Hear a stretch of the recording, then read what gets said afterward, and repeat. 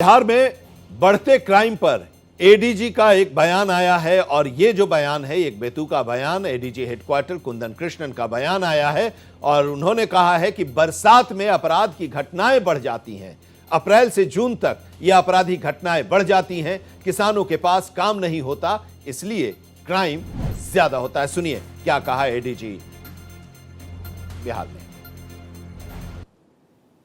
किसान को कोई काम नहीं रहता है। एक बरसात होने के बाद लोग कृषक समाज के लोग व्यस्त हो जाते हैं और घटनाएं घटती है, परंतु आप लोग के द्वारा, प्रेस के द्वारा हत्या पर हत्या कुछ इस वर्ष चुनाव भी है, राजनीतिक दलों के द्वारा भी इस पर ज्यादा नजरिया दिया गया है, तो उसको लेके भी हम लोग चिंतित थे कि हाँ, नवयुवक ज्यादा पैसा के लिए सुपारी किलिंग शुरू कर दिए हैं। तो एक नया सेल इसी माह हम लोग गठन किए हैं। वो सेल का काम होगा कि जितने पूर्व के शूटर्स, कॉन्ट्रैक्ट किलर्स, सुपारी जो लेते हैं मारते हैं, वैसे लोगों का डाटा बैंक बनाएंगे और उन पर निगरानी रखेंगे।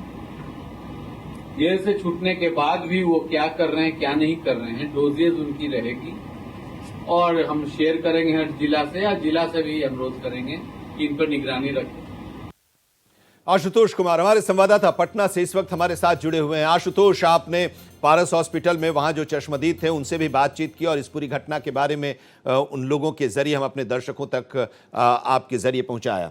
अब सवाल यह है कि चंदन मिश्रा की हत्या के बाद जो हत्यारे हैं उन तक पुलिस पहुंच पाई है या नहीं, और एडीजी हेडक्वार्टर जो थ्योरी दे रहे हैं उस थ्योरी का मतलब क्या है?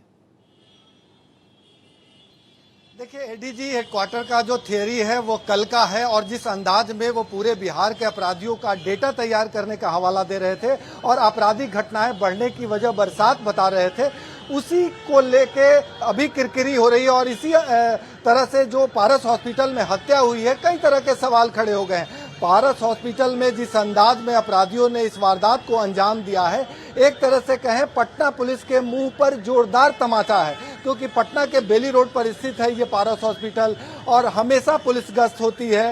अंदर में सिक्योरिटी पूरी तरह से टाइट होता है और पास में ही पुलिस हेडक्वार्टर भी है। आशुतोष, आईसीयू बेशक आनंद जी, यहाँ से महज 1 किलोमीटर भी नहीं होगा, 900 मीटर के आसपास पे पुलिस हेडक्वार्टर है, शास्त्री नगर थाना है, इधर हवाई अड्डा थाना है, उधर राजीव नगर थाना है, यानी 3 थाना क्षेत्रों के बीच ये पारस हॉस्पिटल है और महज 900 मीटर की दूरी पर पुलिस हेडक्वार्टर है। वहाँ अपराधी 5 की संख्या में आते हैं। आपने चश्मदीद का बयान भी सुना होगा। हथियार लहराते हुए 2nd फ्लोर के आईसीयू में जाते हैं और अंधाधुंध फायरिंग करके मौत के घाट उतारते हैं और हथियार लहराते हुए जिस रास्ते पर अभी हम खड़े हैं इसी रास्ते निकल जाते हैं। तो आप अनुमान कर सकते हैं कि किस तरह का साहस बढ़ा है अपराधियों का। पुलिस लाख दावा कर ले, लेकिन इस तरह की घटनाओं से साफ होता है कि पुलिस पूरी तरह से नाकाम है।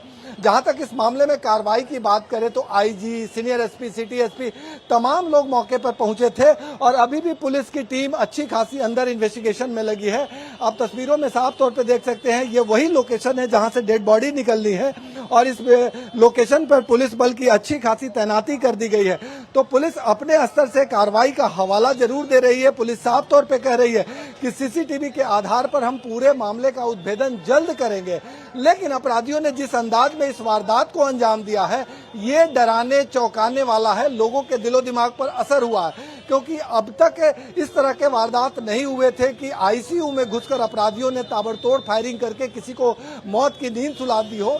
पुलिस बिल्कुल, आशुतोष कुमार हमारे संवाददाता पटना से बता रहे हैं कि पुलिस इस पूरी घटना के बारे में जांच कर रही है और किसी निष्कर्ष पर पहुंचने की कोशिश हो रही है, लेकिन ये अपने आप में एक बड़ी घटना, आईसीयू में घुसकर हत्या करना अपने आप में एक बड़ी घटना है और इसको लेकर लगातार सवाल भी लॉ एंड ऑर्डर पर उठ रहे हैं। बहुत बहुत शुक्रिया आशुतोष हमारे साथ जुड़ने के लिए। हम आपसे आगे भी अपडेट लेते रहेंगे।